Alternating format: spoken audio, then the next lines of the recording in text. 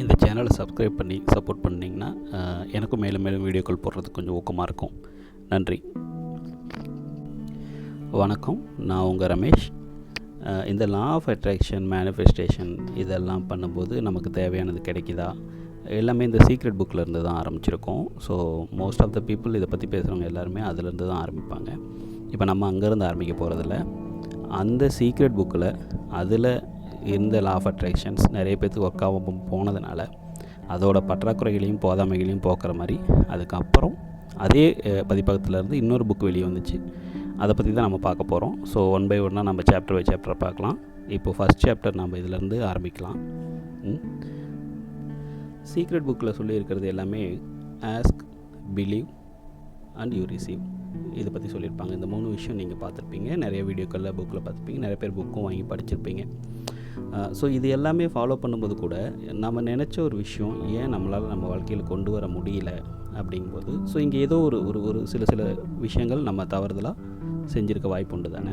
So அது இன்னும் கொஞ்சம் விளக்கி தான் இந்த புத்தகம் ஃபுல்லாகவே கொடுத்துருக்காங்க. ஸோ இதோட ஃபர்ஸ்ட்டு சாப்டரில் நம்ம சீக்ரெட் புக்கில் வந்து அதே பாப் ப்ராக்டர் இருக்கார் இல்லையா, ஸோ அவரே தான் சொல்லியிருக்காரு, இந்த சீக்ரெட் வந்து உங்களுக்கு வேலை செய்யணும்னா நீங்கள் வந்து உங்களோட புறக்கண்களால் பார்க்குற இந்த உலகத்தை வச்சு மதிப்பிட்டு அது மூலயமா நீங்கள் செய்யக்கூடிய எந்த செயல்களாலையும் மாற்றத்தை உங்கள் வாழ்க்கையில் கொண்டு வர முடியாது. உங்கள் அகத்தில், உங்கள் உள்ளுக்குள்ளே என்ன நீங்கள் மாற்றத்தை கொண்டு வரீங்களோ அதுதான் வெளியில் உங்கள் வாழ்க்கையிலையும் ஒரு மாற்றத்தை பிரதிபலிக்கும் அப்படிங்கிறது ரொம்ப ஆணித்தனமாக சொல்லி இவர் தான் இந்த புக்கை ஆரம்பித்து வைக்கிறாரு.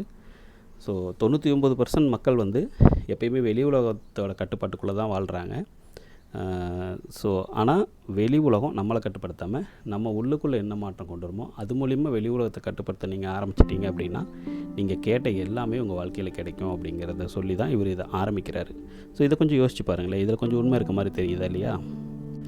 அது எப்படி வெளி உலகம் என்னோடய வாழ்க்கையை கட்டுப்படுத்துது, என்னோடய வாழ்க்கையை நான் தானே வாழ்ந்துட்டுருக்கேன் அப்படின்னு நம்ம எல்லாருமே நினச்சிட்ருப்போம்.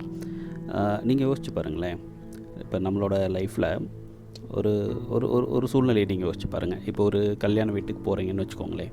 இப்போ உங்களுக்கு பர்சனலாக உங்களுக்குள்ள 1000 விஷயங்கள், கவலைகள், நீங்கள் காலையில் வீட்டில் நல்லா சண்டை போட்டிருக்கலாம், இல்லை ஏதோ ஒரு மூட் ஆஃபில் இருந்திருக்கலாம். உங்களுக்கு உங்கள் மனநிலையில் 1008 மாற்றங்கள் இருக்கும். ஆனால் ஒரு கல்யாண வீடு, ஒரு விசேஷ வீடு மாதிரி ஒரு நல்ல காரியங்கள் நடக்கிற இடத்துக்கு போகும்போது ஆட்டோமேட்டிக்காக உங்களோட வைப்ரேஷன் மாறும். ஏன்னா அந்த இடத்துல இருக்கவங்க எல்லாருமே ஒரு சந்தோஷமாக இருக்கும்போது உங்களுக்குள்ளே இருக்க கவலை இல்லை விஷயம், உங்களுக்கு ஒரு மனப்போராட்டம் இதெல்லாம் தாண்டி அந்த இடத்துல நீங்கள் ஒரு மகிழ்ச்சி உணர்வீங்க, நீங்களும் அந்த வைபுக்குள்ளே போயிடுவீங்க. ஸோ அதே தான், நீங்கள் ஒரு துக்கமான ஒரு விஷயம் நடந்து ஒரு வீட்டுக்கு போகிறீங்கன்னு வச்சுக்கோங்க. இப்போ உங்கள் மனசில் நீங்கள் அந்த அன்றைக்கி உங்கள் வாழ்க்கையில் ஒரு பெரிய சாதனை பண்ணி ரொம்ப சந்தோஷமாக கூட இருப்பீங்க. ஆனால் அந்த சமயத்தில் ஒரு துக்க செய்தி வரும். அப்போ அங்கே போகும்போது உங்கள் சந்தோஷத்தெல்லாம் மீறியும் அந்த என்விரான்மெண்ட்டில் அங்கே இருக்க வைபுக்கு ஏற்ற மாதிரி நீங்களும் ஆட்டோமேட்டிக்காக அந்த சோகத்துக்குள்ளே போய் முழுகிடுவீங்க. ஸோ இப்போ புரியுதுங்களா வெளி உலகம் எப்படி நம்மளை கட்டுப்படுத்தும் அப்படின்றது? ஸோ அதனால் வெளி சூழல்கள், வெளி உலகம், நம்ம பார்க்குற விஷயங்கள், நம்ம அனுபவிக்கிற விஷயங்கள், நம்மளை சுற்றி நடக்கிற விஷயங்கள், செய்தித்தாள்களில், சினிமாவில், அரசியல்னு இது எல்லாம் சேர்ந்து நம்மளோட வாழ்க்கைக்குள்ளே வந்து பிரதிபலிக்காமல் வெளியில் என்னவே நடந்தாலும் நம்மளோட வாழ்க்கையை நம்ம ஒரு சமநிலையாக வாழ்கிறதுக்கு உண்டான ஒரு ப்ராக்டிஸையும் ஒரு மெத்தடையும் கற்றுக்கிட்டு நம்ம மனசை நம்ம சமநிலையாக வச்சுக்கிட்டு இருக்க ஆரம்பித்தோம் அப்படின்னா வெளி உலகத்தில் நடக்கிற எந்த விஷயமும் நம்மளோட வாழ்க்கையை பாதிக்காது. ஸோ நமக்கு என்ன வேணுங்கிறத நம்ம டிசைட் பண்ணுறோமோ அதுக்கேற்ற மாதிரி புறச்சூழல் மாற ஆரம்பிக்கும். ஸோ அதுதான் இதோட ஃபஸ்ட்டு சாப்டராக நான் இங்கே கற்றுக்கிட்டு முடிக்கிறேன்.